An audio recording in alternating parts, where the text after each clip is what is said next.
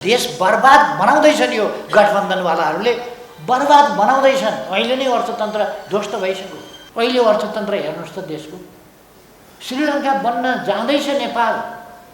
केही समयपछि तपाईहरुले तनखा पाउनु भएन भने अनौठो नमान्नु होला। खाली यो चुनावको वर्षायाम पर्खिराखेको छ, चुनावको वसन्तको याम पर्खिराखेको छ। चुनाव आयो कि एमाले त ढुङ्गाको कापो फोरेर पनि उम्रिन्छ भने यो गठबन्धन के भयो? आफ्नै घरमा आगो लागेको छ थाहा छैन, देशमा आगो लगाएका छन् मादल लिएर। कहाँ बस्छ गौथली, के होला एमालेको भनिरहेका छन्। एमाले त के छ र, चुनाव आएपछि जे इच्छा आउँछ। बर्बाद हुँदैछ देश, बर्बाद बनाउँदैछ यो अपराधी गठबन्धनले। देश बर्बाद बनाउँदैछ। देशको सबभन्दा ठुलो पार्टीको हिसाबले 5-10 गरास कि जसै गरास गठबन्धन गरास। अहिले पनि एमाले सबभन्दा ठुलो पार्टी त हो नि। पार्लियामेन्टले सरकार बनाउनु पर्ने, पार्लियामेन्टलाई थाहै छैन। सरकार परिवर्तन भएको थाहा छैन। शपथ ग्रहण गरिवरिकन प्रधानमन्त्री पार्लियामेन्टमा आइपुग्यो। कहाँबाट आयो भने मुद्दा जितेर लिएर आयो। कागज पो देखाउँछ, म मुद्दा लडेर जितेर। कम्युनिस्ट खोल ओढेर कम्युनिस्ट पार्टी फुटाउने, कम्युनिस्ट खोल ओढेर पार्टी फुटाएर अर्को पार्टी खोल्ने, कोही कम्युनिस्ट खोल ओढेर कम्युनिस्ट सरकार ढाल्ने। एमाले फुटाएकोमा कुनै पश्चाताप छैन। काङ्ग्रेस जस्तो भरपर्दो मित्र कुन दिन प्रवेश गर्छन् काङ्ग्रेसमा थाहा छैन। अहिलेसम्म यसो हेरेको त वर्ग त कम्युनिस्ट पार्टी अरे। हलो जोत्न जाउँ भने एमए पढेरै जाँदा गाउँले पनि जिस्काउने भयो। हलै जोत्नु थियो भने तेरा बाउले पढाएको थिएन, किन खर्च गरेको थिएँ त्यो भन्ने भाइ। सर्टिफिकेट देखेपछि रिस उठ्ने खालको नहोस्। सर्टिफिकेट दिएको पछाडौँ लाग्ने, च्यातुङ लाग्ने, जलाइदिउँ लाग्ने। अरे ब्रो मान्दैन क्या हो? शिक्षकलाई त क्या हो? पार्लियामेन्टले सरकार बनाउनु पर्ने, पार्लियामेन्टलाई थाहै छैन। सरकार परिवर्तन भएको थाहा छैन। शपथ ग्रहण गरिवरिकन प्रधानमन्त्री पार्लियामेन्टमा आइपुग्यो। कहाँबाट आयो भने मुद्दा जितेर लिएर आयो। कागज पो देखाउँछ, म मुद्दा लडेर जितेर। कागज हेरेको त हो रहेछ, मुद्दा जितेर ल्याएछ प्रधानमन्त्री। अनि पछि को छ भनेर हेरेँ, मैले भनिरहनु परेन। कस्ता छन्, कोही कम्युनिस्ट खोल ओढेर कम्युनिस्ट पार्टी फुटाउने, कम्युनिस्ट खोल ओढेर पार्टी फुटाएर अर्को पार्टी खोल्ने, कोही कम्युनिस्ट खोल ओढेर कम्युनिस्ट सरकार ढाल्ने। अनि आज मात्रै एउटा गठबन्धनवालाले भनेको यसो हेरेको थिएँ मैले, अघि भएर झिलिक्क हेरेको थिएँ। नेपाली कङ्ग्रेस जस्तो भरपर्दो मित्र भेटिएको छ। एमाले फुटाएकोमा कुनै पश्चाताप छैन। काङ्ग्रेस जस्तो भरपर्दो मित्र कुन दिन प्रवेश गर्छन् काङ्ग्रेसमा थाहा छैन। अहिलेसम्म यसो हेरेको त वर्ग त कम्युनिस्ट पार्टी अरे। यस्तो एउटा अनिष्टको समय छ देशमा। अनिष्टको समय नेकपा एमालेका लागि होइन, देशका लागि। अहिले अर्थतन्त्र हेर्नुहोस् त देशको। श्रीलङ्का बन्न जाँदैछ नेपाल। केही समयपछि तपाईहरुले तनखा पाउनु भएन भने अनौठो नमान्नु होला। तनखा दिन सक्ने अवस्था छैन। ज्येष्ठ नागरिकहरूले भत्ता पाएनन् भने अनौठो नमान्नु होला। दिन सक्ने अवस्था छैन। योजनाहरू आयोजनाहरू काटिएका छन्। त्यो गठबन्धनमा लागेका त खुसी नै होला। बर्बाद भए पनि कहिले मतदान भनेको यस्तो भयानक खतरनाक चिज हो, तिनले विवेक गुमाउँछ।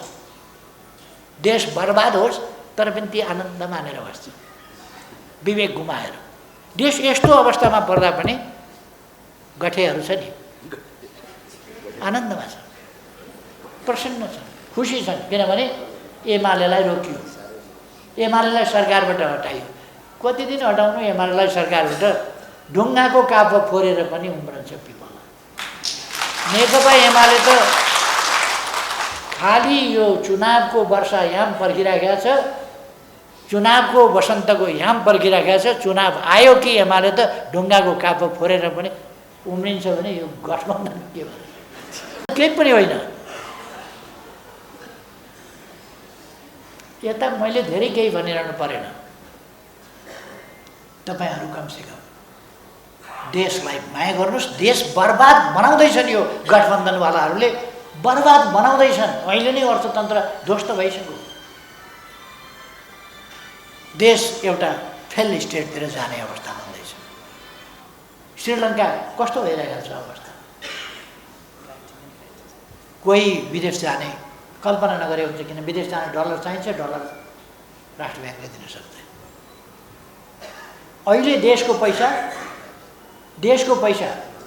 बाहिरै गइरहेको छ कारोबारबाट, उतै भुक्तानी हुन्छ, देशभित्र पैसा आउँदैन। यो त यति के भने भ्रष्टताको चरम भ्रष्टता भएको छ। यो कुरा सरकारमा बस्नेहरू र गठबन्धनवालाहरू बुझेकै छैनन्। तिनीहरू त घरमा आगो लगाए, गौँथली माथि उडेको देखेपछि कहाँ बस्छौ गौँथली मादल बजाएर, कहाँ बस्छौ गौँथली घुम्छौ बादल मुनि मायाल भन्दै गाउँदै, थाहा छैन गौँथली चाहिँ भागेछ। गौँथलीले त के भयो, डालामा बस्ला, चरीको कहाँ छ र घर, के रात काटौँ डालीमा बसेर भनेर राधा मास्केले उहिले गाउनुहुन्थ्यो क्या। त्यस्तै चरी त जहाँ पनि बस्दिन्छ, तर आफ्नै घरमा आगो लागेको छ थाहा छैन, देशमा आगो लगाएका छन् मादल लिएर, कहाँ बस्छौ गौँथली, के होला एमालेको भनिरहेका छन्। एमाले त के छ र, चुनाव आएपछि जित्छ आउँछ। तर यिनको के हुन्छ मलाई चिन्ता, यिनको भन्दा पनि देशको के होला। देश त बर्बाद हुँदैछ, बहुत ही गम्भीर विषय। बर्बाद हुँदैछ देश, बर्बाद बनाउँदैछ यो अपराधी गठबन्धनले, देश बर्बाद बनाउँदैछ। समस्या त्यो। अब तपाईँहरू शिक्षकहरूलाई मैले राजनीतिक कुरा किन सुनाउँ, किन गर्नु परेको छ र? त्यस कारण अहिले म धेरै कुरा अरू केही पनि भन्न चाहन्छु। तपाईँहरू देशलाई माया गर्नुहोस्। देश बर्बाद हुनबाट जोगाउनु हरेक नागरिकको कर्तव्य हो। त्यसमा पनि सचेत नागरिकको त कर्तव्य नै हो देशलाई जोगाउनु। यस काममा त तपाईँ हामी सबै लाग्नुहुन्छ, देश बचाउने काम, देशलाई बर्बाद हुनबाट रोक्ने काममा यसमा लाग्नै पर्छ।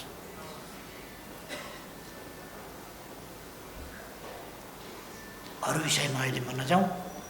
तपाईँहरूको यो अधिवेशन अब तपाईँहरूले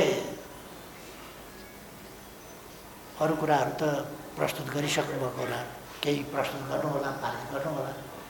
र अरूभन्दा पनि अहिलेको समय चाहिँ कस्तो छ भने नेतृत्व निर्माण गर्ने भनेपछि, अनि त्यहाँ पुगेपछि अलिकति सधैँको एकता हुँदै आएको एकता नेतृत्व निर्माण गरेपछि अलिकति यसो पर्छ कि यसो मिलिराखेको हुन्छ नि, अनि यसो परिहाल्छ।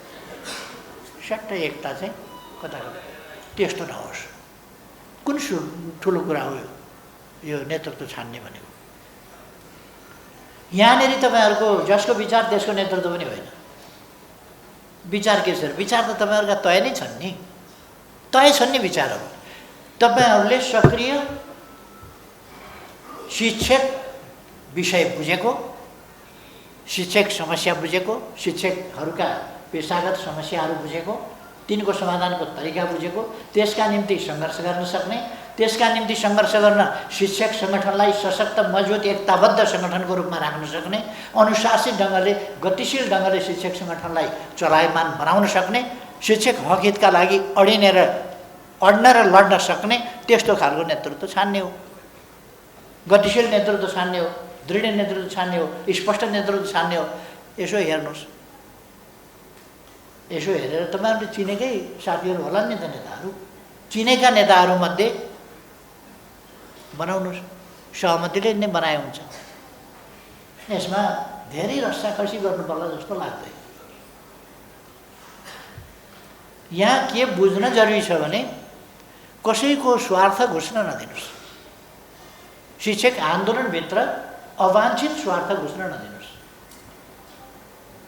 गैर आवासीय नेपाली संस्थालाई त कस्तो बनाए यो अहिलेको गठबन्धन सरकारले भने, अधिवेशन हुन नदिएर उनीहरूले बिचरा गैर आवासीय नेपालीहरूको लागि काम गर्ने साझा संस्थाको रूपमा, जसले नेपालीहरूका लागि काम गरोस् र देश विकासमा केही योगदान गर्न सकोस् भनेर बनाए। आफ्नो स्वार्थका लागि अधिवेशन रोकाएर हाम्रै मान्छे, सहमति पनि नहुने, चुनाव पनि हुन नहुने, हाम्रै मान्छे हुनुपर्ने, कस्तो लोकतान्त्रिक शक्तिहरू छ, लोकतान्त्रिक भन्ने शक्तिहरू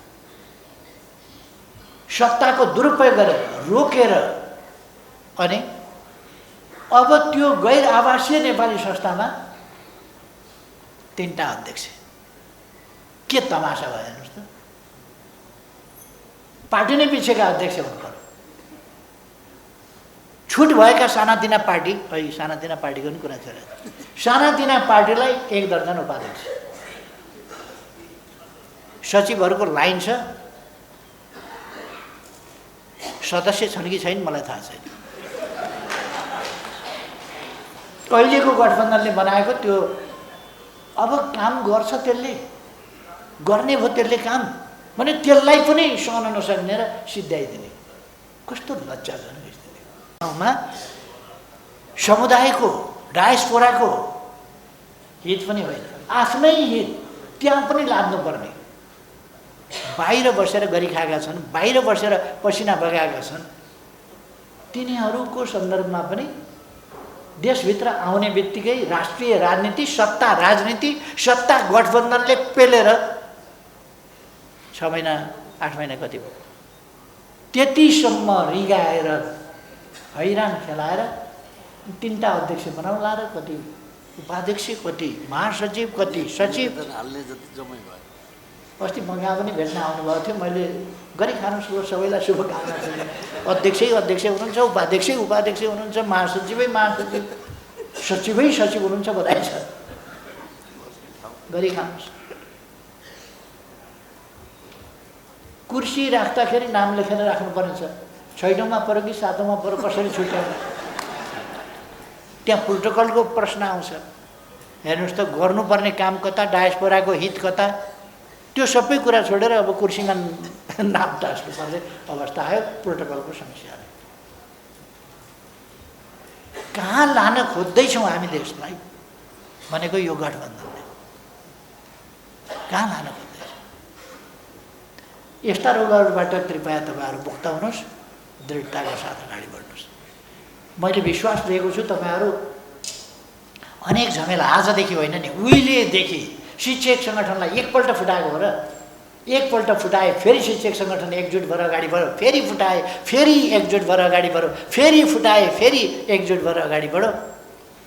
आज पनि तपाईँहरू यस ठाउँमा हुनुहुन्छ र यो सङ्गठन नेपालका शिक्षक सङ्गठनहरूमध्ये प्रारम्भ शिक्षक हक हितको आवाज उठाउने, त्यसका निम्ति सङ्घर्ष गर्ने, त्यो इतिहास बोकेको, त्यो गौरवपूर्ण इतिहास बोकेको देशको सबभन्दा मजबुत स्पष्ट शिक्षक हक हित र शिक्षण क्षेत्रको उन्नयनको आवाज बोक्ने यो नै सबभन्दा स्पष्ट र सुदृढ सङ्गठन हो। बधाई छ। यसले आफ्नो सुदृढ हैसियत मात्रै होइन, यो सङ्गठन शिक्षा क्षेत्रमा, शिक्षक क्षेत्रमा व्याप्त हुनुपर्दछ यो, किनभने यो सङ्गठन मात्रै शिक्षा क्षेत्रको, शिक्षक क्षेत्रको, शिक्षा फाँटको, खास गरेर शिक्षकहरूको क्षेत्रको एकमात्र पवित्र सङ्गठन हो यो मात्रै। अरू त फुटेका चोइटा चोइटी स्वार्थका पछाडि कुदेका यो पोलिटिक्स त्यो पोलिटिक्सका भरिहाल्छ। त्यस कारण तपाईँहरूसँग अरूको तुलनै हुन सक्दैन। बधाई छ तपाईँहरूलाई। यो ऐतिहासिक गौरव कायम राखेर अगाडि बढ्नुहोस्।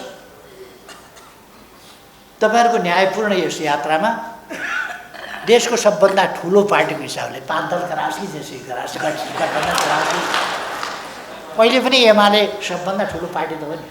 नेपाल राष्ट्रिय शिक्षक सङ्गठन यो एउटा साझा सङ्गठनको रूपमा स्थापना भएको थियो। साझा सङ्गठनको रूपमा यसले शिक्षकहरूमा आफैमा जागरुकता ल्याउने, आफ्ना हक अधिकारहरूप्रति शिक्षक जागरण ल्याउने, तिनीहरूका निम्ति प्रयास गर्ने मनोबल जगाउने, ती प्रयासहरूलाई सङ्गठित ढङ्गले अगाडि बढाउन प्रेरित गर्ने र साथीहरूलाई सङ्गठनको रूपमा अगाडि जाने, प्रयास स्वरूप नै यो नेपाल राष्ट्रिय शिक्षक सङ्गठनको स्थापना भएको थियो। ती प्रयासहरूका लागि र यसले अत्यन्त सफलताका साथ अगाडि बढाएको थियो। पछि यसभित्र फेरि मिल्न नसक्ने, राम्रो बाटोमा हिँड्न नसक्ने, आफ्ना संकीर्ण एकपक्षीय समूहगत साना स्वार्थहरू त्यहाँ लाद्न पर्ने र त्यसलाई हावी बनाउन पर्ने खालका चिन्तनहरू प्रकट भएपछि कहिले समगोष्ठीका नाउँमा, कहिले केका नाउँमा, कहिले केका नाउँमा विभिन्न सङ्गठनहरू खोल्न थाले। अघि मैले भनेका नेताहरू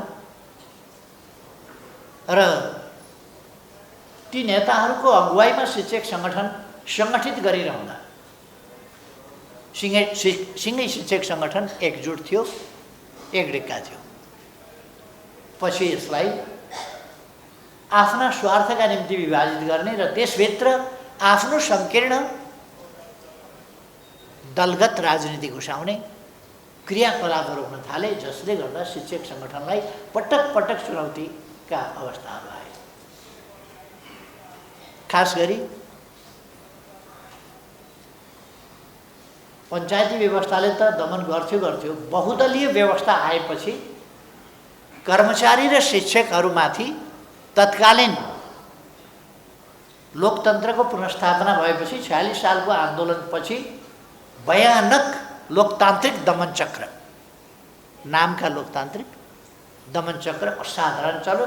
धेरैको जागिर गयो, धेरै कोसुवामा परे। अहिलेसम्म पनि कोसुवामा शिक्षकहरूको बेहाल छँदै होला। यो चाहिँ पञ्चायती तानाशाहीले होइन है, लोकतान्त्रिक हौँ भन्नेहरूले। कर्मचारीहरू उद्यमै दमनचक्र चलाइयो। मैले त्यसमा म धेरै जान चाहन्न, खालि स्मरण मात्रै गरेँ। जुन शिक्षकहरूले गाउँ गाउँमा गएर पञ्चायतका विरुद्ध लोकतन्त्रको पक्षमा आवाज उठाउने, जनता जागृत गर्ने, जनतालाई सचेत गर्ने, सङ्गठित गर्ने, आन्दोलित गर्ने काम गरेका थिए र लोकतन्त्र ल्याउनका निम्ति जागिरको परवाह नगरेर र ज्यानको पनि परवाह नगरेर बलिदानपूर्ण सङ्घर्षमा होमिएका थिए, बलिदान पनि भएका थिए। तिनै शिक्षकहरूमाथि लोकतन्त्र आएपछि राजनीतिक पूर्वाग्रहवश तीव्र दमन चक्र चलाउने काम एउटा दुःखको कुरा। एउटा नेपालमा आफूलाई लोकतान्त्रिक भन्ने शक्ति छ। 7 सालको आन्दोलनपछि कम्युनिस्ट पार्टीमाथि आफ्नो नेतृत्वमा सरकार बन्ने बित्तिकै प्रतिबन्ध लगाएर 4 वर्ष कम्युनिस्ट पार्टीले प्रतिबन्धित बस्नु पर्यो बहुदलीय व्यवस्था ल्याएपछि।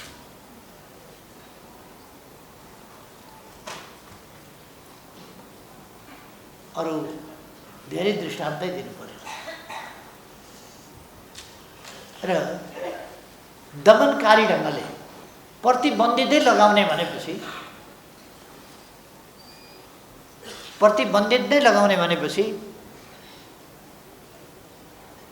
कस्तो खालको स्थिति बन्यो होला। लोकतान्त्रिक प्रणाली स्थापना गरियो, तर लोकतन्त्रमा विचारमाथिको रोक र एक खालको विचारका परिवर्तनकारी विचारका सम्भाग शक्तिहरूलाई रोक्ने काम। यतापट्टि पनि म अहिले जान चाहन्न, खालि यथार्थ स्मरण गरेको मात्रै। यस यथार्थलाई आग्रहपूर्ण ठान्ने कोही छ भने तथ्य प्रमाणहरू अगाडि सारे हुन्छ। 8 सालको अन्तिमदेखि नेपाली कांग्रेसका तत्कालीन सभापति मातृका प्रसाद कोइराला प्रधानमन्त्री भएपछि तत्कालैबाट कम्युनिस्ट पार्टीमाथि प्रतिबन्ध लाग्यो र 9 साल, 10 साल, 11 साल र 12 साल 4 वर्ष पुरै कम्युनिस्ट पार्टीमाथि प्रतिबन्ध लाग्यो र टङ्कप्रसाद आचार्य प्रधानमन्त्री भएपछि तत्काल उहाँले प्रतिबन्ध खोल्नुभयो।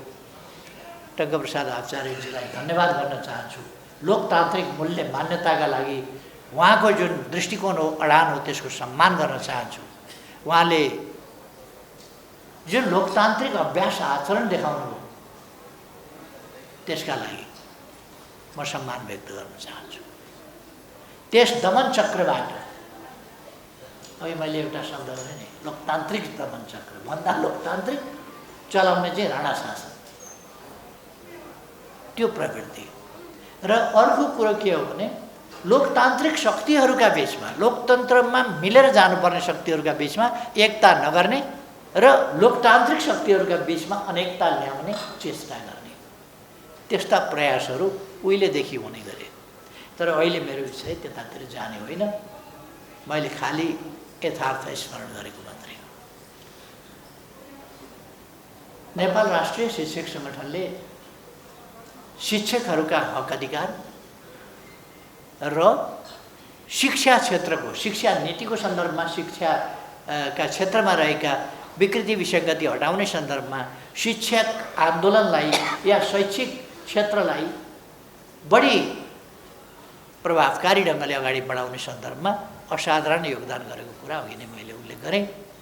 म फेरि धन्यवाद गर्न चाहन्छु। असाधारण योगदान गरेका छ शिक्षक आन्दोलनले नेपालमा। वास्तवमा शिक्षकहरू शिक्षककै रूपमा चेतनाको, जागरणको, त्यसको एउटा अगुवाको रूपमा शिक्षकहरू पहिले पुगे। गाउँ गाउँमा पहिले पुगेर 46 सालको आन्दोलनका लागि पनि देशव्यापी रूपमा वातावरण बनाउने काम, गाउँ गाउँमा जागरुक शिक्षकहरूको भूमिका, त्यस भूमिकाले महत्त्वपूर्ण योगदान गरेको थियो। हाम्रो नेपालमा यसै त शिक्षाको धेरै लामो इतिहास छैन।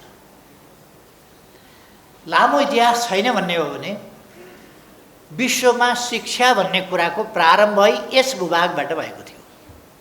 म यो भूभाग भन्दैछु।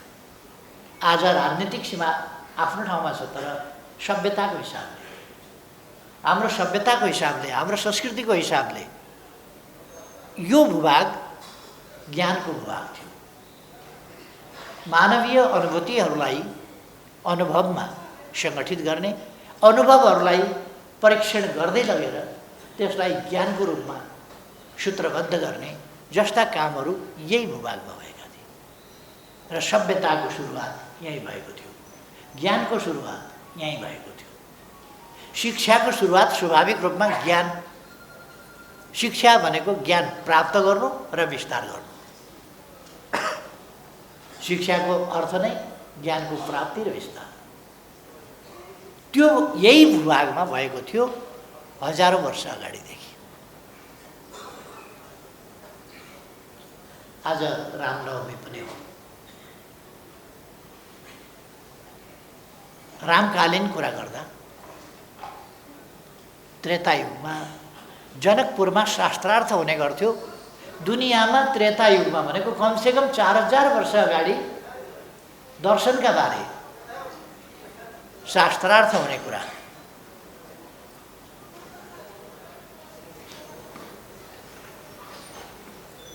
शास्त्रार्थ हुने कुरा विश्वको इतिहासमा कहीँ पाइँदैन। 4000 वर्ष अगाडि शास्त्रार्थ यस भूभागमा चाहिँ हुन्थ्यो। दर्शनबारे, दर्शनबारे भनेको प्रकृतिबारे, जीवनबारे, जगतबारे, सृष्टिबारे, उत्पत्तिबारे के हो, उत्पत्ति र विनाशको रहस्य के हो, र हरेक चिजमा देखिने परिवर्तनको रहस्य के हो। दर्शन त्यहाँबाट प्रारम्भ हुन्छ र ती विषयहरूमा असाधारण बहस यहाँ हुने गर्थ्यो। कमसेकम हामीसँग त्यसभन्दा अगाडि वेदका ऋचाहरूको रचना भएको, हजारौँ वर्ष अगाडिदेखि वेदका ऋचाहरूको रचना हुने, वेदका ऋचाहरू लयमा, छन्दमा नबिर्सियोस् भन्नका लागि लयमा, छन्दमा आबद्ध गरिने र तिनलाई गीतको रूपमा गाइने। यो प्रचलन यही प्रारम्भ भएको थियो। यसरी साहित्य, रचना, कविता, छन्द, लय, ज्ञान आदि कुराहरू वेदमा पाइन्छ कि त्यहाँ चिन्तन गरिएको पाइन्छ। वेदमा विभिन्न दार्शनिक पक्षहरूमा चिन्तन गरेको पाइन्छ। मानव जाति र त्यसको भविष्यको बारेमा चिन्तन गरेको पाइन्छ। आफ्ना अग्रजहरूको बारेमा उनीहरूका सफल सामाजिक सुप्रबन्धका लागि उनीहरूले जुन योगदान गर्न खोजे वा सामाजिक जागरणको लागि जो योगदान गर्न खोजे अथवा आफ्नो समुदायको रक्षा र विकासका लागि जुन योगदान गर्न खोजे त्यसको प्रशंसा गरेको र जुन ज्ञानको रूपमा उनीहरूले आफूलाई व्यवस्थित गर्न खोजे त्यस ज्ञानलाई सुरक्षित गर्न र विस्तार गर्न खोजेको यो यही धरतीको यस भूभागमै पाइन्छ। त्यसकारण हाम्रो ज्ञानको इतिहास अर्थात् हाम्रो शिक्षाको इतिहास नयाँ हो भन्न मिल्दैन। हामी विश्वको सबभन्दा पुरानो शिक्षाको दियो पहिलोपल्ट बलेको ठाउँका मान्छे हौँ, यो भूभागका मान्छे। हामीले विश्वविद्यालयका कुरा गऱ्यौँ भने तक्षशिला हामी सम्झिन सक्छौँ। यसै भूभागको हाम्रो सभ्यता अन्तर्गतको तक्षशिला सम्झिन सक्छौँ। अथवा 5औं 6औं शताब्दीको नालन्दा विश्वविद्यालय सम्झिन सक्छौँ। अस्ति मैले प्रगतिशील प्राध्यापकहरूको एउटा कार्यक्रममा पनि भनेको थिएँ, अधिवेशनमा पनि भनेको थिएँ कि तक्षशिला हाम्रो गुरुकुलीय शिक्षा त्यसको एउटा नमुना विश्वविद्यालय थियो र त्यस प्रकारको विश्वविद्यालयको हिसाबले भन्ने हो भने त्यो विश्वको पहिलो विश्वविद्यालय। त्यसको शिक्षा प्रणाली गुरुकुलवाला शिक्षा प्रणाली थियो। त्यसबेला प्राध्यापकले आफूले विद्यार्थी छान्थ्यो, आफ्नो विद्यार्थी आफूसँग आएको विद्यार्थी, म तपाईसँग पढ्छु भनेर आएको विद्यार्थी आफ्नो विषयसँग उसको रुचिको विषय मिलेन भने उसले रुचिको विषय उसको जुन हो त्योसँग सम्बन्धित ऋषिका अथवा प्राध्यापक कहाँ उसले पठाउने गर्थ्यो, त्यो गुरु कहाँ उसले पठाउने गर्थ्यो र शिष्य जान्थ्यो र म फलानु गुरु कहाँ पढ्न आएको थिएँ तर उहाँले तिम्रो रुचिको विषय मसँग मिल्दैन, त्यसकारण तिम्रो रुचिको विषय पढाउने ऋषि फलानु हुनुहुन्छ, उहाँको शिष्यको रूपमा तिमी जाऊ, मैले यहाँ पठाएँ भनेर तिमी जाऊ भनेर पठाउने गर्थे। परीक्षा प्रणाली गुरुले आफै मापन गर्थे कि मेरो शिष्य यो यस योग्यताको भयो कि भएन। कसैले 2 वर्ष, कसैले 3 वर्ष, कसैले 4 वर्ष, कसैले 8 वर्ष, त्यही कोर्सलाई पनि धेरै वर्ष लगाउने, थोरै वर्ष लगाउने हुन्थे र त्यसबेला सर्टिफाई गर्ने, सर्टिफिकेट दिने त्यस्तो चलन, प्रमाणपत्र दिने थिएन। गुरुले अब तिमी यस योग्य भयौ, जाऊ, मेरो नाम लिनु र फलाना गुरुको म शिष्य हुँ, यो तहमा मलाई गुरुले उत्तीर्ण भएको र त्यसका निम्ति योग्य भएको भनेर मलाई बताउनु भएको छ भनेपछि त्यही सर्टिफिकेट हुन्थ्यो। त्यसै गएर भनेपछि उनले त्यस अनुसारको मान सम्मान दर्जा, त्यो अनुसारको विद्वता, त्यो अनुसारको मर्यादा ती सबै पाउने चलन थियो। यो त्यसबेलासम्मको चलनमा पछि आएर 5औं 6औं शताब्दीमा नालन्दा विश्वविद्यालय भएपछि त्यहाँ आजको आधुनिक शिक्षा प्रणाली, आधुनिक परीक्षा प्रणाली, आधुनिक भर्ना प्रणाली, आधुनिक विद्यार्थी भर्ना गर्ने प्रणाली आदि कुरा नालन्दाबाट सुरु भयो। हामी गर्व गर्न सक्छौँ। तक्षशिलाका विद्यार्थीहरूले असाधारण योगदान गरेका छन् मानव जातिको बौद्धिक विकासका लागि, असाधारण योगदान गरेका छन्। र त्यसमाथि जब 5औं शताब्दीमा 6औं शताब्दीमा आएर नालन्दा विश्वविद्यालयको स्थापना भयो, त्यसबेला नालन्दा विश्वविद्यालयका शिष्यहरूले त्यहाँका शिक्षकहरूले पनि शिष्यहरूले पनि विद्यार्थीहरूले र शिक्षकहरूले सबैले असाधारण तहल्का मचाएका थिए। जस्तो विश्व इतिहासमा चर्चित विद्वान बाणभट्ट कि आर्यभट्ट जस्ता विश्वविख्यात चर्चित विद्वान, आदि विद्वान भन्नुपर्छ एक ढङ्गले भन्ने हो भने, असाधारण विद्वानको हिसाबले। त उनी त्यही नालन्दा विश्वविद्यालयका प्रडक्ट थिए, जसले 6औं शताब्दीमा थ्योरी अफ ग्राभिटेसन सुरु गरेका थिए। हामी अहिले पनि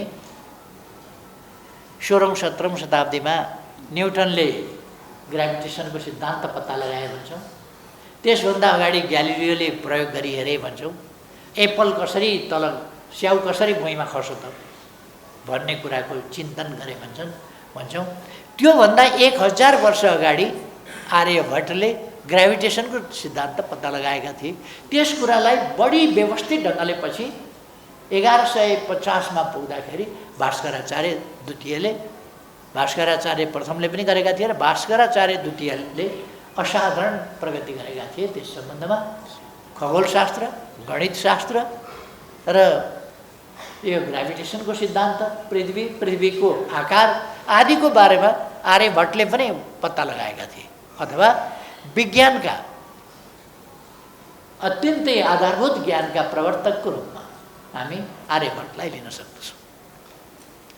यो मैले किन भनेको भने हाम्रो भूमि, यो भूभाग भनेको दुनियाँमा जहाँ अन्धकार थियो त्यस बेला यहाँ शास्त्र निस्केको थियो, यहाँ काव्य रचना हुन्थ्यो, यहाँ छन्द रचना हुन्थे, यहाँ लय हुन्थ्यो, यहाँ अन्तरिक्षको अध्ययन हुन्थ्यो, ग्रह नक्षत्रहरूको तिनको अवस्थिति, तिनको गति कुन कहाँ पुगेको छ र हजारौँ वर्षपछिसम्म पनि त्यसको गतिले कुन दिन ग्रहण लाग्छ भन्ने कुरा त्यस बेला हजारौँ वर्षपछि पनि यो दिन यति बेला र पृथ्वीको यस भूभागबाट यहाँनेरि ग्रहण देखिन्छ, सूर्यग्रहण। पृथ्वीको यस भूभागबाट यहाँ खग्रास अथवा खण्डग्रास आदि यसरी ग्रहण लाग्ने हुन्छ भनेर बताएका छन्। अहिले पनि त्यो ट्रेडिसन छँदैछ। अहिले पनि कुन ठाउँबाट खग्रास देखिन्छ, कुन ठाउँबाट खण्डग्रास देखिन्छ आदि कुराहरू छँदैछ। यो कुरा अहिले होइन, उहिले हाम्रा ऋषिमुनिहरूले खास गरी आर्यभट्टको समयमा भनेको 6औं शताब्दीमा नै यी कुराहरू पत्ता लागेका थिए। 16औं 17औं शताब्दीको न्युटनको समयमा होइन। मैले अस्ति पनि भने, म अहिलेको लेटेस्ट साइन्सको ब्ल्याक होल सम्बन्धी थ्योरी अथवा थ्योरी अफ टाइम्स इत्यादि यिनको सम्बन्धमा अध्ययन गर्ने रिसर्च सेन्टर सर्न भन्ने छ जेनेभामा। त्यसमा गएर हेर्दाखेरि के अरे भास्कराचार्य द्वितीयको बारेमा त्यहाँ देवनागरी लिपिमा भास्कराचार्य द्वितीय लेखेको रहेछ। बहुतै खुसी लाग्यो, गर्व लाग्यो कि त्यहाँ पनि भास्कराचार्य द्वितीय लेखिएको छ र भास्कराचार्य द्वितीय असाधारण साइन्टिस्ट हुन् भन्ने कुरा त्यहाँ साइन्टिस्टहरू, महत्त्वपूर्ण विश्वका आविष्कारक ठुला साइन्टिस्टहरूको नाम लिँदाखेरि उनको नाम लिइएको छ र धेरै चर्चा भएर आर्यभट्टको। अब हामीले त्यसको पनि चर्चा गर्न सुरु गर्नुपर्दछ।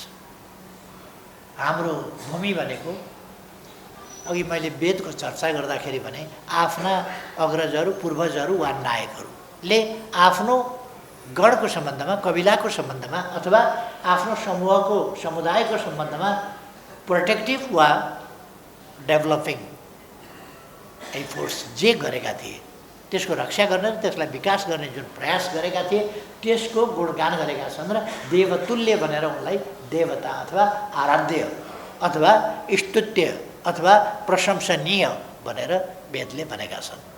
देवको अर्थ त्यही हो, देवीको अर्थ त्यही हो कि आराध्य, स्तुत्य, प्रशंसा योग्य, माननीय, सम्माननीय, आदरणीय, परमादरणीय, यही भनेका छन्। गुरुलाई त्यसै गरी सम्बोधन गरेका छन् र समाजलाई सुप्रबन्धमा लाने र अगाडि बढाउने, आफ्नो समुदायको रक्षा गर्ने र तिनको विकासका लागि योगदान गर्नेहरूलाई त्यस ट्रेडिसनबाट हामी आयौँ। हामी कहाँ लामो हिस्ट्री छ एजुकेसन। बाँकी दुनियाँ, अमेरिका त अस्ति भर्खरै पत्ता लाग्यो कति 1514 कि 1415 बल्ल पत्ता लाग्यो। त्यो पनि भारत पुग्यौँ भनेर, अमेरिका पुग्यौँ होइन, पश्चिम जाँदाखेरि पूर्व पुगिन्छ नि त, पृथ्वी गोलो छ त्यसकारण भनेर हिँड्दै जाँदा एटलान्टिक तरेपछि जो जमिन भेटियो उनीहरूले यही पूर्व पुग्यो भन्ठानेर त्यसलाई इन्डिया भने। वेस्ट इन्डिज पहिले चाहिँ इन्डिया नै, पहिले इन्डिया भने हामी इन्डिया पुग्यौँ भनेर भने, तर पछि हेर्दाखेरि इन्डिया रहेनछ। इन्डिया होइन भनेपछि त्यसको नाम इन्डिया इन्डिया अलिक समय त उनीहरूले भ्रमवश भने, तर पछि चाहिँ इन्डिया होइन भन्ने थाहा पाएपछि वेस्ट इन्डिया, वेस्ट इन्डिज किन भन्यो भनेदेखि there were so many islands. त्यस कारण there was not only an India but there were so many islands, जसलाई उनीहरूले इन्डिया र इन्डियन आइल्यान्ड्स भन्ने ठाने। इन्डिया कस्तो छ त थाहा थिएन, त्यस कारण they thought that India is a country of or the land of islands. त्यो उनीहरूले त्यसरी ठानेर वेस्ट इन्डिज भन्ने नाम दिए। पछि हो कुरा यो त, यो अहिले यो त 16औं शताब्दीको कुरो। आजका धेरै डेभलप देशहरू र त्यहाँका बासिन्दाहरूको अवस्था कस्तो थियो भन्दाखेरि अहिले पनि दे आर ब्याकवर्ड। अहिले पनि उनीहरू चाहिँ त्यस्तो डेभलप भइसकेका छैन। र अरू पनि मैले विभिन्न देशहरू घुम्दाखेरि हेर्दाखेरि मैले देखेको छु कि केही 100 वर्ष मात्रै अगाडिसम्म जहाँ हाम्रो ठाउँमा अनेक शास्त्र ग्रन्थ, दर्शन, सिद्धान्त, नीति, समाजशास्त्र, राजनीतिशास्त्र आदि अनेक कुराहरू थिए। या त के को आविष्कार भएको थियो, के को आविष्कार भएको थियो, तर त्यहाँका मान्छेहरू हातमा ढुङ्गा बोकेर शिकारको खोजीमा जङ्गलमा भौतारिरहेका थिए। यहाँ जति बेला नाटक मञ्चन हुन्थ्यो, जति बेला शास्त्र रचना हुन्थे, त्यति बेला त्यहाँ त्यस खालको स्थिति थियो। कालिदासले जति बेला मेघदूत अथवा अभिज्ञान शकुन्तलम लेखे, त्यस बेला पश्चिमा साहित्यकारहरूका पूर्वजहरू के गर्दै थियो होला? हातमा ढुङ्गा बोकेर शिकारको खोजीमा हिँडे।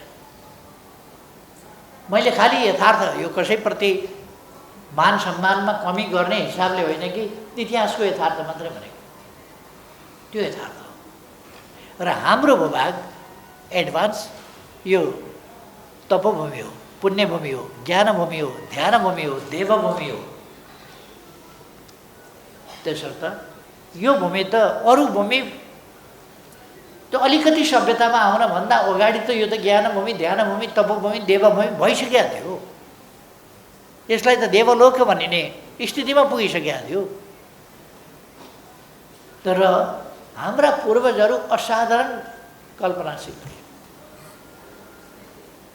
उनीहरूले कल्पना गरेका अस्त्र शस्त्रहरूको कुरा गरौँ अथवा पुष्पक विमानको कुरा गरौँ अथवा अरू चिजको कुरा गरौँ,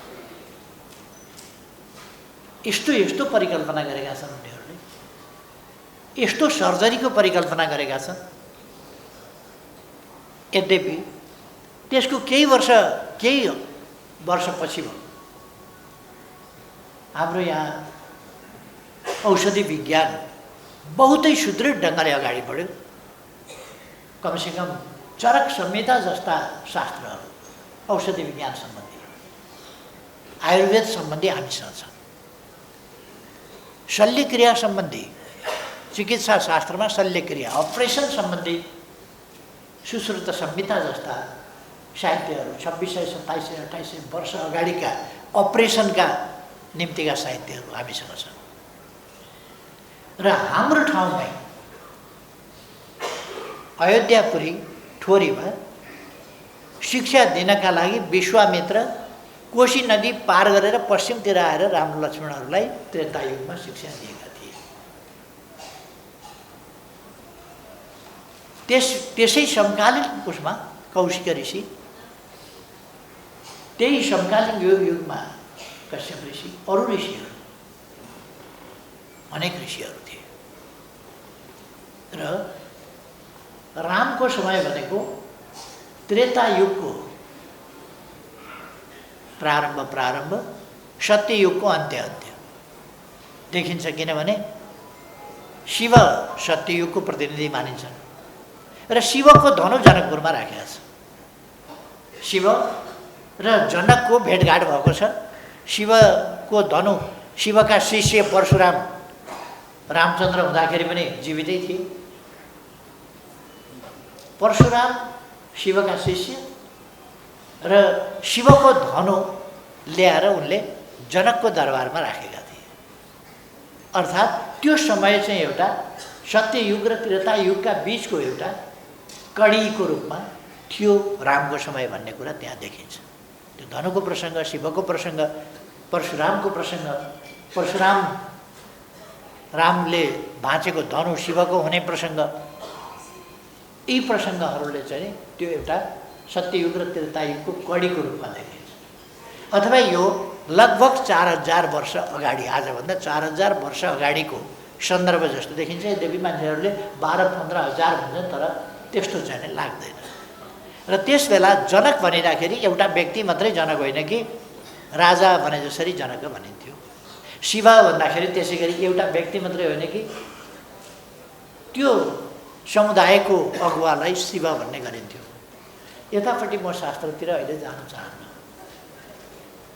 त्यता अहिले गएर साध्य पनि छैन। मैले खालि हाम्रा गुरुजनहरूलाई, गुरुमाहरूलाई के मात्रै बताउन खोजेको भने हाम्रो यो भूभाग ज्ञानमा, शास्त्रमा, अनेक चिजमा, इतिहासमा अगाडि थियो र त्यस समय अनुसार भन्ने हो भने हामी विकसित मात्रै होइन, विकास के हो? हाम्रा पूर्वजहरू ज्ञानी मात्रै होइन, ज्ञानको सृजनाकर्ता हुनेहरू के हो ज्ञान? त्यसको संरचना गर्ने, ज्ञानको रचना गर्ने हाम्रा पूर्वजहरू थिए। तर बिचमा केही कारणले हामी पछाडि पर्यौँ र हाम्रै देशको कुरा गर्ने हो भने त एक ढङ्गले शिक्षा त हराएको, भुलेको, बिर्सिएको जस्तो कुरा भयो। केही कर्मकाण्डका लागि आवश्यक पर्ने वैदिक मन्त्रोच्चारण लगायत यस्ता केही कुराहरू बाहेक हामीसँग ज्ञानको चाहिँ बहुत कमजोरी रह्यो। त्यसले गर्दाखेरि पछिल्लो समयमा 1910 मा जब दरबार स्कुल स्थापना हो, 5 क्लाससम्मको दरबार स्कुल स्थापना हुँदाखेरि 2टा अङ्ग्रेज ल्याएर हामीले शिक्षक बनाएका थियौँ। एउटा रोस्की के बोस भन्ने, एउटा रुस्की बोस भन्ने हो क्या, अर्को के नामको, यस्तै नामको के 1910 मा हामीले, विक्रमको 1910 मा हामीले त्यो स्कुल स्थापना गरेका थियौँ। आधुनिक शिक्षाको एउटा प्रारम्भ, फेरि नव प्रारम्भ त्यसलाई बुझ्न सकिन्छ। त्यसपछि त्यसबाट गुरु षडानन्दले भोजपुरमा संस्कृत शिक्षा आवश्यक छ भनेर संस्कृत शिक्षा अगाडि बढाउनु। दरबारमा कर्मकाण्डका लागि कर्मकाण्डी संस्कृत शिक्षा सुरु गरियो। धनकुटामा अर्को एउटा कर्मकाण्डी शिक्षाकै हिसाबले भनौँ संस्कृत शिक्षा प्रारम्भ भयो।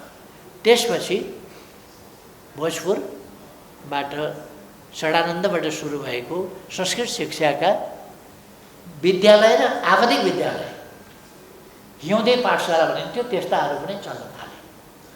गणित, ज्योतिष आदि पढाउने खालका शिक्षाहरू। हामी त्यसभन्दा अगाडि बढ्ने हामीले राणा शासनभरि खास भन्ने भने मौका पाएनौँ। यद्यपि त्रिचन्द्र कलेज, दरबार हाई स्कुल आदि, पद्मकन्या क्याम्पस जस्ता केही कुराहरूको स्थापना राणा शासनमा भएको थियो। त्यसपछि जब राणा शासन ढल्यो, अलिकति शिक्षा अगाडि बढ्न थाल्यो र शिक्षामा एउटा असाधारण फड्को भन्ने हो भने पञ्चायत सुरु गर्दाखेरि महेन्द्रले निःशुल्क तथा अनिवार्य प्राथमिक पाठशाला, प्राथमिक शिक्षा भनेर उनले चलाएर यो प्रभावकारी ढङ्गले विस्तार भयो साक्षरता अभियान। त्यसलाई कमसेकम हामी साक्षरता अभियान भन्छौँ। त्यसले ज्ञानको एउटा खोजी, ज्ञान प्राप्त गर्ने कुरा निकै अगाडि बढाएर नेपाल पछाडि परेको शिक्षा स्थितिबाट अहिलेभन्दा भनौँ यस्तै कति 60 वर्ष 60 वर्ष अगाडि बल्ल व्यापक शिक्षा त्यसमा जान थाल्यो। नत्र भने केही माविहरू, केही निमाविहरू, केही प्राथमिक विद्यालयहरू 7 सालभन्दा पछि, खास गरेर 8 सालमा एउटा लहर चल्यो विद्यालय स्थापना गर्ने। 8 सालदेखि 12-15 सालसम्म एउटा लहर चल्यो, विद्यालय खोल्ने लहर। आफै गाउँलेहरूले विद्यालय खोल्ने लहर चल्यो र अर्को ढङ्गले अगाडि शिक्षा 21 सालपछि बढ्यो। हाम्रो शिक्षामा फेरि 28 सालमा आएपछि नयाँ शिक्षा प्रणाली भनेर नकलवादी शिक्षाको एउटा भद्दा नमुना सुरु गरियो। त्यसले हाम्रो शिक्षालाई फेरि अर्को एउटा नयाँ मोड दियो र शिक्षा जस्तो सबल ढङ्गले अगाडि बढ्न खोजेको थियो त्यसलाई फितलो बनाउने काम गर्यो। र क्लर्कियल शिक्षा जो अङ्ग्रेजले इन्डियामा ल्याएको थियो त्यही क्लर्कियल शिक्षा हामीले यतापट्टि चाहिँ नकल गरेर ल्यायौँ। हाम्रा प्रणालीमा, शिक्षा प्रणालीमा रहेका कतिपय विकृति हामीले साप्तीमा उतैबाट त्यसै गरी बोकेर ल्यायौँ। अब यसबिचमा हामीले शिक्षा क्षेत्रलाई, शिक्षा प्राप्त गरेको व्यक्ति, शिक्षा किन प्राप्त गर्छ व्यक्तिले भन्दा उसको जीवन सहज सरल हुन सकोस्। एउटा कुरो व्यक्तिगत जीवन त सहज सरल हुन सक्नु पर्यो नि शिक्षा प्राप्त गरेपछि। अर्को ऊ यस्तो गुणवान व्यक्ति होस्, यस्तो आचरणवाला चरित्रवान नैतिकवान व्यक्ति होस्, ऊ यस्तो देशभक्त व्यक्ति होस्, यस्तो लोकतान्त्रिक व्यक्ति होस्, यस्तो मानवतावादी व्यक्ति होस्, यस्तो सद्गुणी व्यक्ति होस् जो समाजका लागि उपयोगी हुन सकोस्। शिक्षाका दुईटा मात्रै प्रयोजन छन्, खुदै व्यक्तिका निम्ति जीवन सहज सरल हुन सकोस्, अर्को समाजका लागि उपयोगी हुन सकोस्। यति त्यसका खास प्रयोजन छ। हाम्रो शिक्षा चाहिँ त्यस अनुसार हुन सकेन।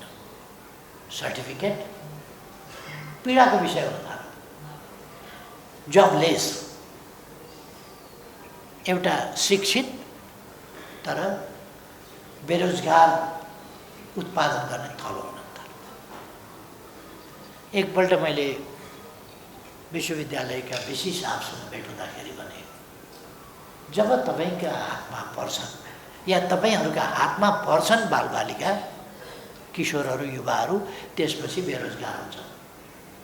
जब तपाईँहरूका हातमा जबसम्म पर्दैन तबसम्म बेरोजगार भन्दैन। उहाँले मलाई भन्नुभयो हामी त शिक्षा दिन्छौँ, कसरी बेरोजगार बनाउँछौँ? मैले भने तपाईँले हलो जोत्दै नै काममा छोडिदिएको भए त बेरोजगार हुँदैन थियो, हलै जोत्थ्यो। बेरोजगार त छु भन्दैन नि, कुनै किसानले बेरोजगार छु भनेको छ? छोरो पढाउँछ अनि बेरोजगार, छोरो चाहिँ बेरोजगार हुन्छ।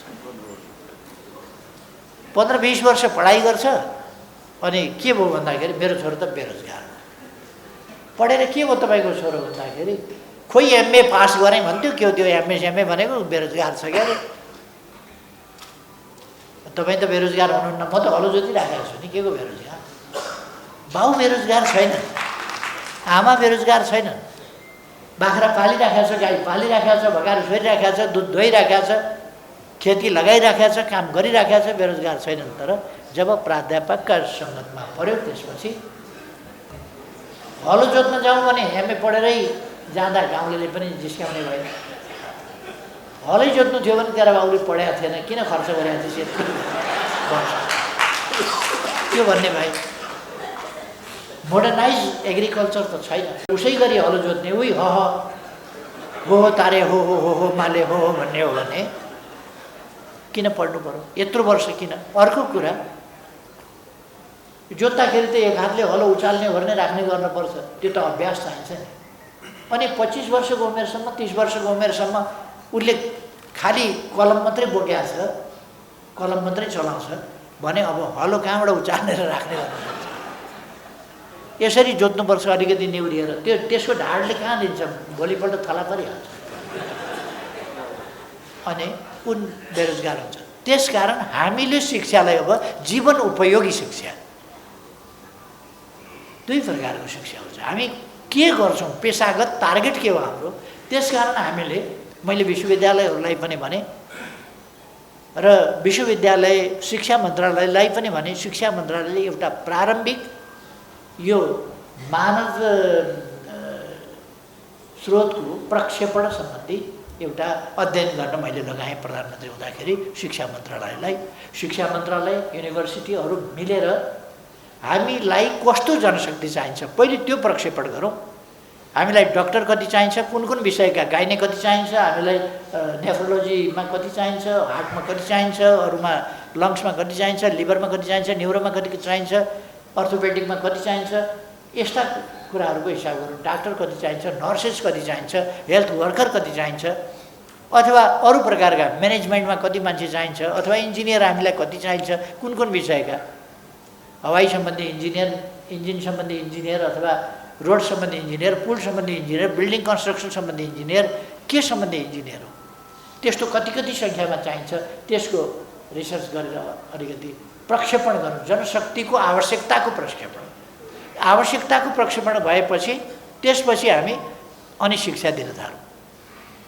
त्यस अनुसारका कलेज, एग्रिकल्चरमा हामीलाई कति मान्छे चाहिन्छ, एग्रिकल्चर स्पेसलिस्ट, सुपर स्पेसलिस्ट कति मान्छे चाहिन्छ, र एग्रिकल्चरको नोहाउ भएका म्यान पावर कति चाहिन्छ। मोडर्नाइज गर्नका लागि, त्यसलाई कमर्सियलाइज गर्नका लागि, त्यसलाई इन्डस्ट्रियलाइज गर्नका लागि, त्यसलाई मेकानाइज गर्नका लागि कति चाहिन्छ त्यो गरौँ। फरेस्टमा कति चाहिन्छ त्यो गरौँ। अरू चिजमा केमा कति कति चाहिन्छ त्यो गरौँ। इन्जिनियर हाइड्रो पावरमा कति चाहिन्छ, अर्कोमा कति चाहिन्छ, अर्कोमा कति चाहिन्छ, त्यसअनुसार तयारी गरौँ। र हामीलाई शिक्षक कति चाहिन्छ त्यसअनुसार तयारी गरौँ।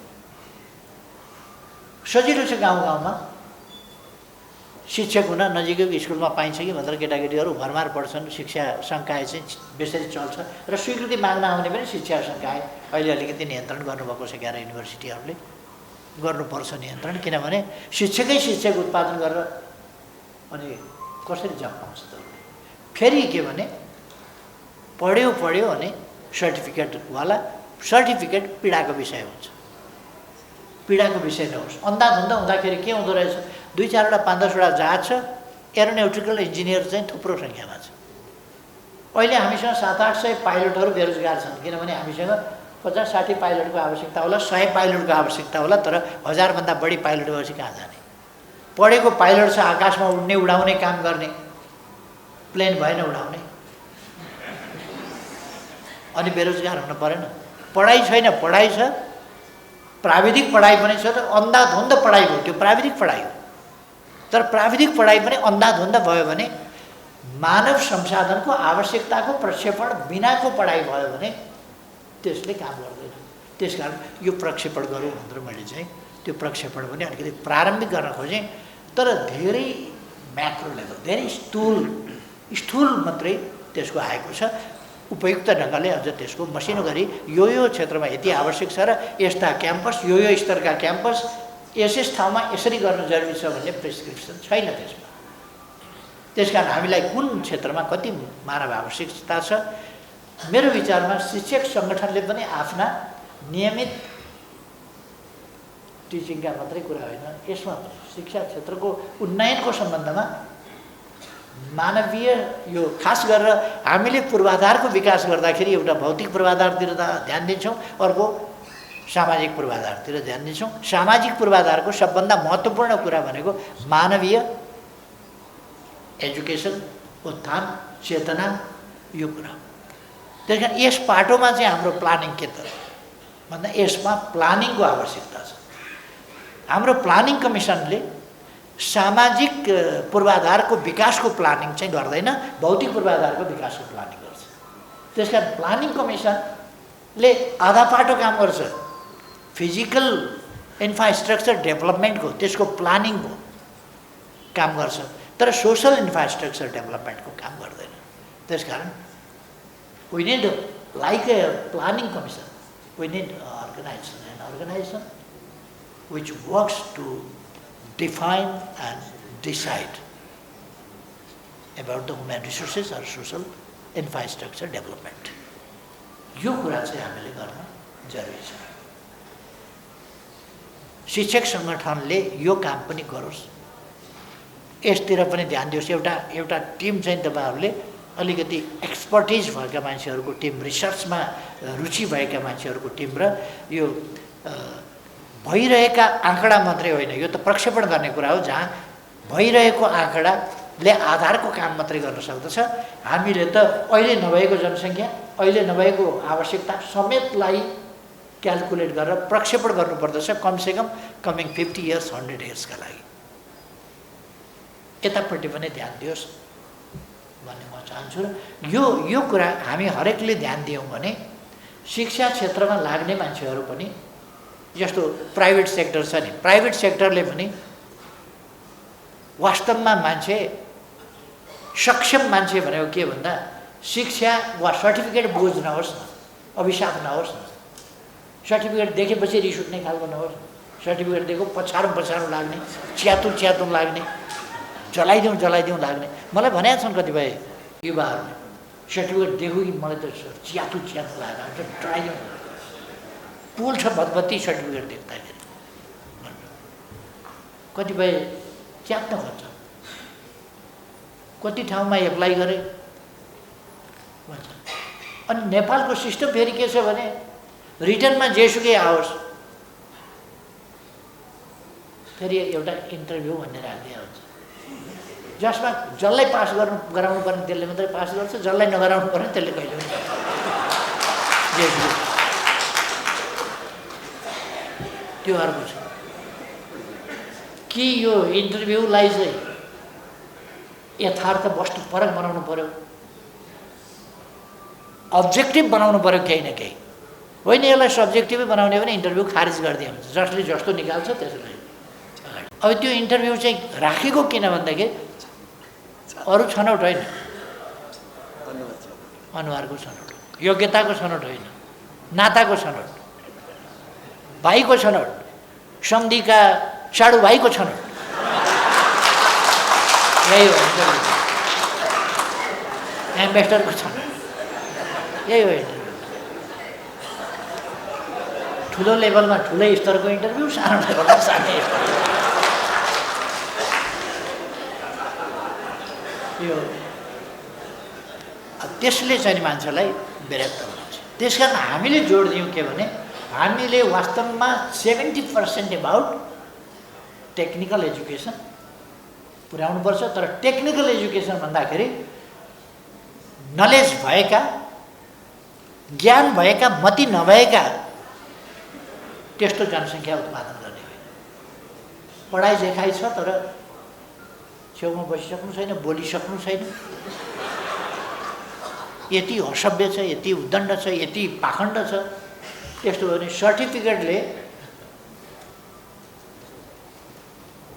सर्टिफिकेटले विषयगत ज्ञानले मान्छेको आन्तरिक गुण, आन्तरिक चरित्र, आन्तरिक आचरण, आन्तरिक स्वभाव परिवर्तन गर्दैन, त्यसको विकास गर्दैन। त्यसकारण हामीले आन्तरिक आचरण, गुण, चरित्र, मति भनेर संक्षिप्तमा भन्ने हो भने मति। हाम्रो एजुकेसनमा म शिक्षक साथीहरूलाई भन्न चाहन्छु, तपाईँहरू केयरफुल्ली आफ्ना विद्यार्थीहरूको मति हेर्नुहोस्।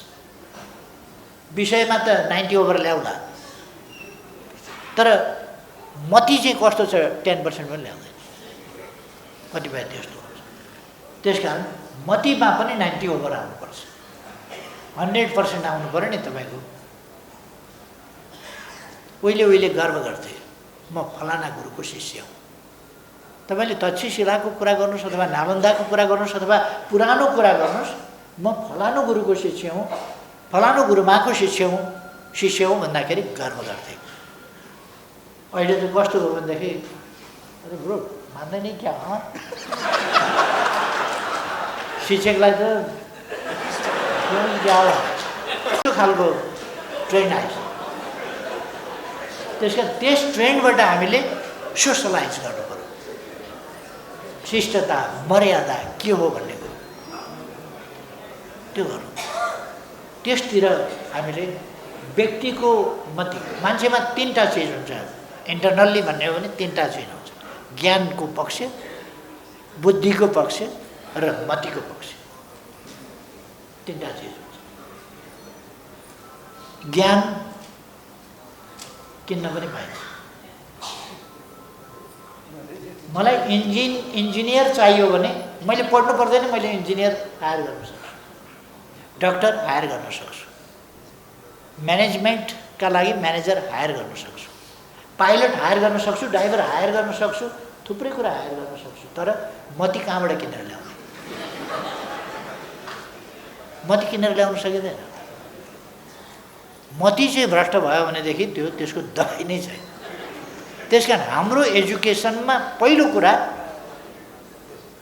उसले त जीवन जिउनु छ नि यस समाजमा, सामाजिक प्राणी हो। त्यसकारण उसलाई सामाजिक प्राणी भएको हुनाले, यही समाजमा बाँच्नु पर्ने भएको हुनाले पहिले उसलाई सोसलाइज गर्नु पर्यो। ऊ सामाजिक हुनु पर्यो मान्छे। यस कुरामा गुरुजनले चाहिँ ध्यान दिनुभयो भने राम्रो समाज, सुन्दर समाज हुन सक्छ। आजका कुरा त हामीले देखिरहेका छौँ। आज त यस्तै छ।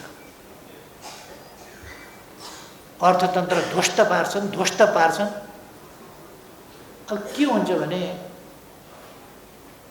भ्रष्टहरू र मूर्खहरूले एउटा स्वच्छ विषय विज्ञलाई बलिको भोको बनाउँछन् र निन्द्रामुन गरिदिन्छ। त्यसो भएर अहिलेको स्थितिको बारेमा त भन्नै परेनस्। यो त चरम विकृत समय हो। यहाँ राजनीति भनेको के हो भन्दाखेरि बेइमानी गर्नु, छल्नु, ढाँट्नु, ठग्नु, सपनाहरू देखाइदिनु, सपना बजाइदिनु, मान्छेलाई बर्बाद बनाइदिनु, आफ्नो दुनो सोझाइदिनु, आफन्तको दुनो सोझ्याउनु, आफन्तलाई पार तराउनु, अरूलाई धसाइदिनु। यही हो। अब यसबाट हामीले हाम्रो समाजलाई एउटा स्वच्छ समाज, पवित्र समाज, मानवता भएको समाज हामीले देखेनौँ कस्तो गर्दा रहेछन्। राजनीतिक स्वार्थका लागि हामीलाई मधेसी र पहाडे भनेर लडाइँ लगाउन खोजे यस देशमा। पहिचानको राजनीति भनेर यो जात र त्यो जात भनेर लडाउन खोजे। जेन्डर इस्यु भनेर घर घरमा झगडा लगाउन खोज्छन्। महिलाहरूको उत्थान हुनुपर्दछ। हामीले त्यसै कारण 33% सुरु गरेर अगाडि बढायौँ। तर जेन्डर इस्यु भनेर घर घरमा झगडा लगाउन खोज्छन्। झगडा होइन, हामीले समझदारी, सहिष्णुता, मेलमिलाप, आपसमा प्रेम, सहयोग र सुदृढ परिवार, यो वेस्टर्न न्युक्लियस फ्यामिली भन्छ नि, चराको जस्तो नि। चराका भालेपति हुन्छन्। भालेपति भएपछि एकै ठाउँ बस्छन्, यसो गुण बनाउँछन्, अन्डा पार्छन्, बच्चा निकाल्छन्, बच्चा हुर्किएपछि भुर्र उडेर जान्छ। सिड्यू न्युक्लियस फ्यामिली। हाम्रोमा त 5 पुस्तासँगै हुन्छ। हजुरबा हजुरआमा, जिजु बाजेदेखि लिएर हजुरबा हजुरआमा, त्यसपछि बा आमा, छोरा छोरी, बुहारी, नाति नातिनी, पनाति पनातिनी, बुढाबुढी भएर दाँत फुक्लिएर दाँत केही पनि नभएका र उम्रिँदै नउम्रिएका सँगै हुन्छन्। हाम्रो सँगै खेलिरहेका हुन्छन्। दुईटैका दाँत हुँदैन, मजाले हाँस्छन् दुईटै।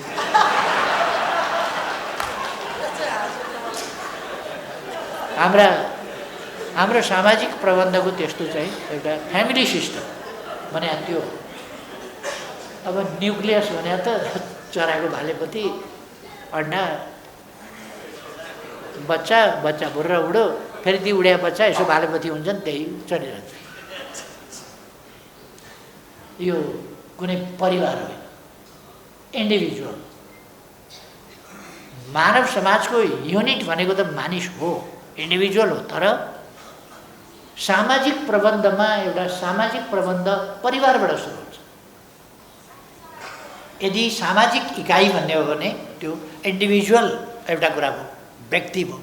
त्यसबाट समाजको गठनको सुरुवात चाहिँ कहाँबाट हुन्छ भन्दा परिवारबाट हुन्छ।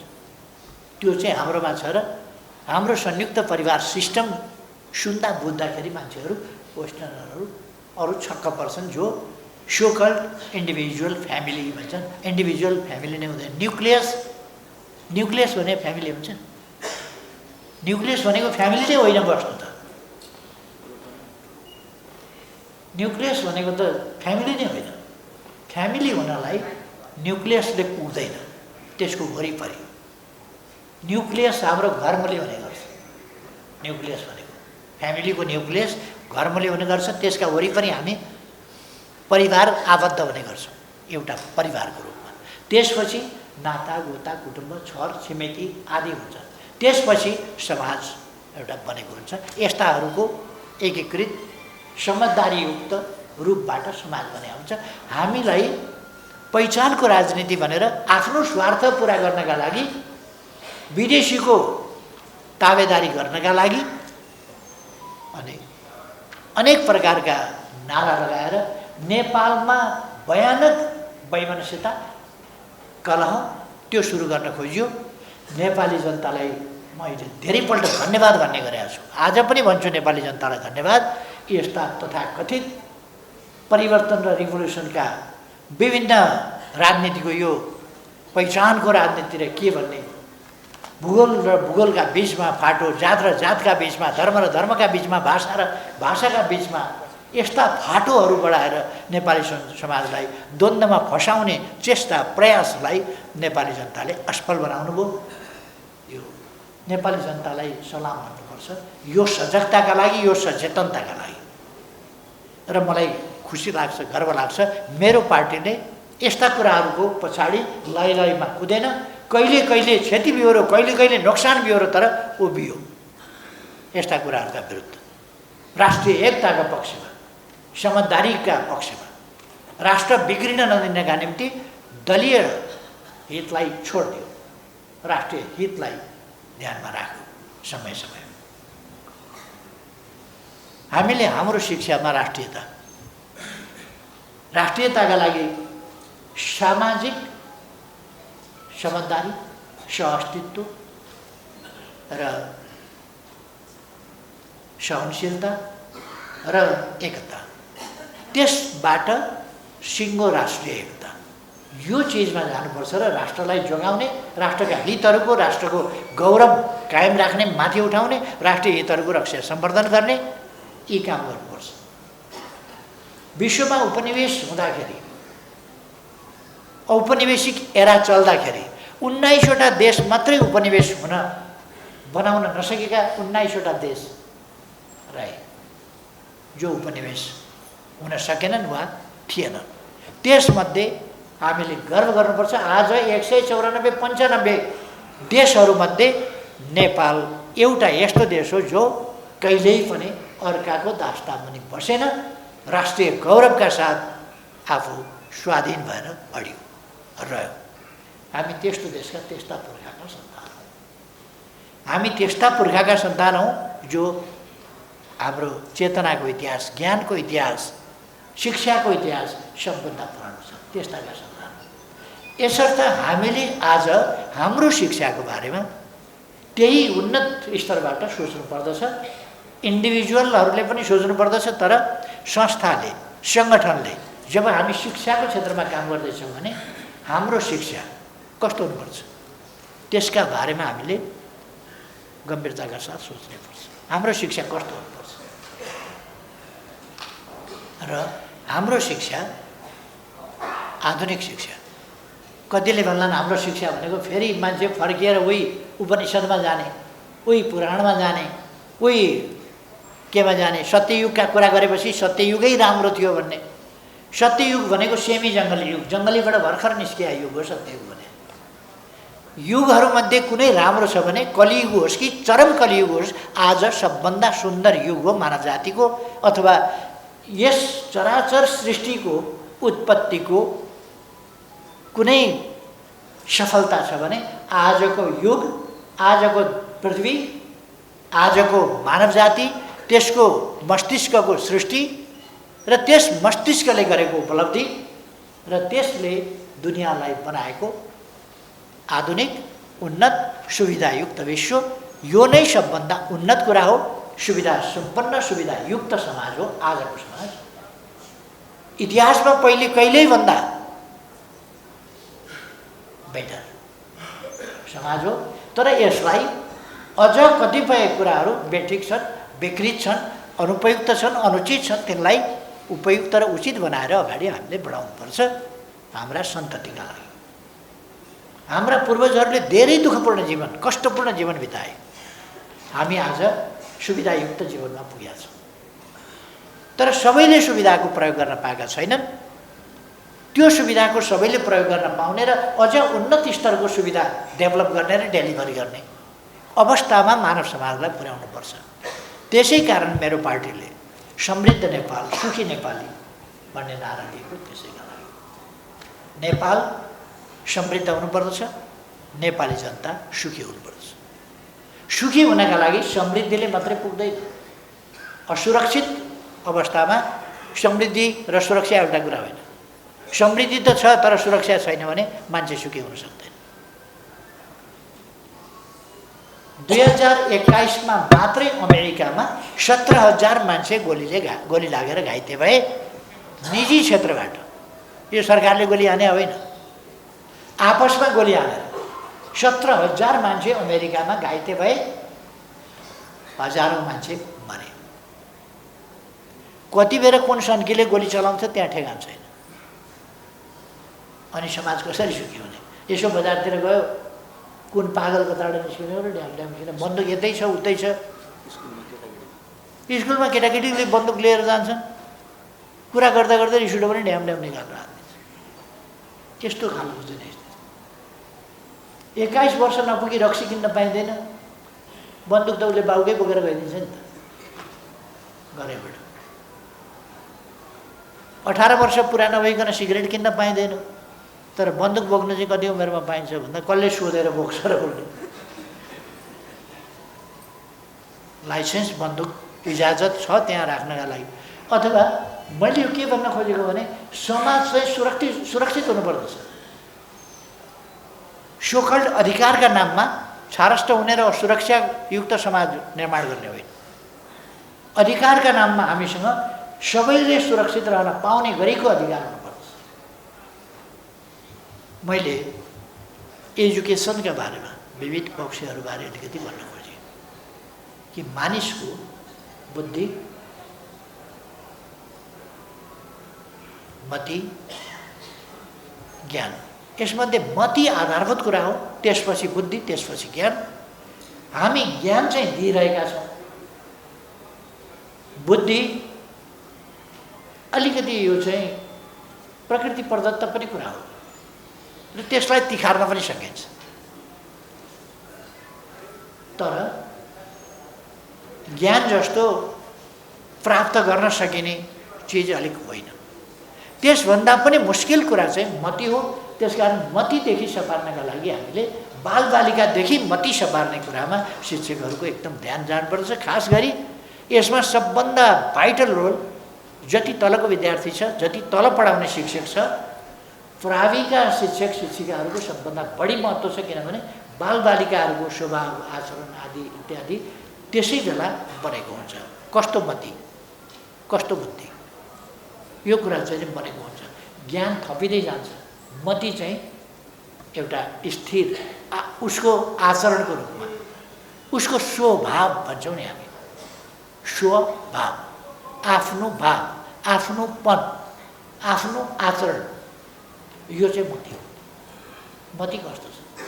त्यसकारण सुमति चाहिँ अलिक तलैदेखि बनाउनुपर्छ र किशोरावस्थामा पनि त्यसलाई कन्टिन्यू गर्ने सुमतिलाई, र युवा अवस्थामा झन् अत्यन्तै मति राम्रो भएको युवा हामी उत्पादन गर्न सकौँ, जसले आफू बन्न र देश बनाउन, आफू बन्न, परिवार बनाउन र देश बनाउन योगदान गर्न सक्छ। अब करिकुलमको सन्दर्भमा मैले धेरै केही नभन्नु, तपाईँहरू जानकारै हुनुहुन्छ। र अरू शिक्षकहरूका समस्याहरू, शिक्षण पेसाका समस्याहरू, यी सबै समस्याहरूको सन्दर्भमा पनि तपाईँहरूले आवाजहरू उठाउनु भएको छ। अघि नै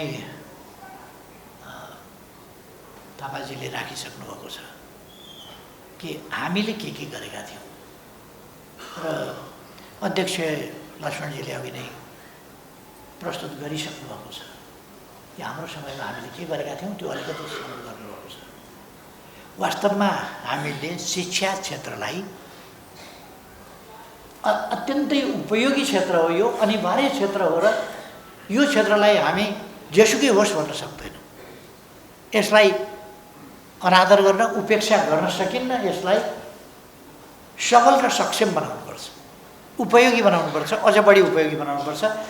त्यसका निम्ति हामीले शिक्षकहरूलाई नै एउटा चाहिँ शिक्षकहरू भनसुनको आधारमा शिक्षक भर्ना कतिवटा देशमा के छ चलन भने त्यो हाम्रै देशबाट गएका विद्यार्थीहरूले त्यहाँ भन्ने गर्छन्, त्यहाँ भन्छन् चिफ मिनिस्टरकी छोरी हो भनेदेखि त चिफ मिनिस्टरकी छोरीको फर्स्ट हुने त अधिकार हुन्छ नै, त्यो त मामुली कुरा हो नि भन्ने त्योसम्म मान्यता। चीफ मिनिस्टर की बेटी है तो उसका तो अधिकार बनता ही है फर्स्ट होने का। गवर्नर साहब की बेटी है तो उसका, मिनिस्टर साहब का बेटा है तो उसका तो, अगर चीफ मिनिस्टर के बेटे नहीं होते तो गवर्नर साहब का बेटा चीफ मिनिस्टर के फर्स्ट बनता। अब चीफ मिनिस्टर का बेटा है तो क्या करेंगे, वो तो फर्स्ट बनने का उसका हक बनता ही है। हामीले खोजेको यस्तो एजुकेसनल सिस्टम होइन। हामीले खोजेको एजुकेसनल सिस्टम भनेको कम्पिटिटिभ फेयर एजुकेसनल सिस्टम र तपाईहरुले न्याय पाउनुपर्छ, न्याय गर्नुपर्छ। तपाईहरुले ज्ञान, राम्रा गुरुले ज्ञान पढाए जति मात्रै होइन, यस्तो भिजन, यस्तो क्षितिज फराकिलो दिन्छन् जो ज्ञान चाहिँ नि भित्र घुसाइदिन्छन्, विद्यार्थी भित्र ज्ञान घुसाइदिन्छन्, जसले गर्दाखेरि ज्ञानको ज्योति पुञ्ज घुसाइदिन्छन्, जसले उसले अरू कुराहरू पनि हेर्न सक्छ। इन्लाइटेनमेन्ट भने त्यही हो। इन्लाइटेनमेन्ट एउटा मात्रै कुरामा हुने होइन, त्यसको एङ्गल, त्यसको कोणहरू, जसले गर्दाखेरि भोलि साइन्स हो भने ऊ अझ ठुलो, अहिलेसम्मका साइन्टिस्टहरूमा अझ ठुलो अन्वेषणकर्ता, खोजकर्ता, अनुसन्धाता साइन्टिस्ट हुन सक्छ। यसरी हामीले चाहिँ विकास गर्न सक्छौँ। तपाईहरुलाई सफलता मिलोस् यस क्षेत्रमा। तपाईहरुको शिक्षक संगठन एकताबद्ध र सफल भएर जाओस्। यसलाई कमजोर पार्ने स्वार्थी तत्त्वहरू यस्तो त भेटिन्छन्, तर त्यस्ता तत्त्वहरूले तपाईहरुको शिक्षक संगठनको सचेतनतालाई, एकतालाई र आफ्ना शैक्षिक क्षेत्रका माग र उन्नयनका अभियानहरूलाई कमजोर पार्न नसकोस्। तपाईहरुलाई सफलता मिलोस् भन्ने मेरो शुभकामना। देशको राजनीतिको बारेमा दुनियाँमा कहीँ नभएको जहाँ षड्यन्त्र टिक्लनको जमाना, परमादेशबाट आलो त बनाउनै सक्दैन अब कसैले। यो ठुलो हो, अब ठुलो अहिले हो, अब बहुमत सहितको ठुलो हो। यस पार्टीको तर्फबाट तपाईहरुको यस अभियानमा साथ छ भन्ने कुरा म ढुक्कले विश्वास गर्नुहोस् भनेर भन्न चाहन्छु। तपाईहरुलाई आश्वस्त पार्न चाहन्छु। एमाले साथमा छ। एमाले नभएको भए तपाईहरुलाई पहिले पनि धेरै कमजोर बनाइसक्थे। एमाले तपाईहरुका लागि लडेको छ भन्ने कुरा तपाईहरुले देख्नुभएको छ। पार्लियामेन्टमा लडेको तपाईहरुले देख्नुभएको छ। आवश्यक पर्दाखेरि फेरि पनि न्यायको पक्षमा एमाले पार्टी उभिन्छ। त्यसकारण तपाईहरुलाई सफलता मिलोस्। म सोलिडारिटी पनि जताउन चाहन्छु। शुभकामना छ धेरै धेरै। धन्यवाद। मेरो भनाइ यहीँ टुङ्ग्याएँ। तपाईहरुलाई पुरस्कृत हुने साथीहरूलाई बधाई छ। अरू सबैलाई धेरै धेरै शुभकामना छ। धन्यवाद।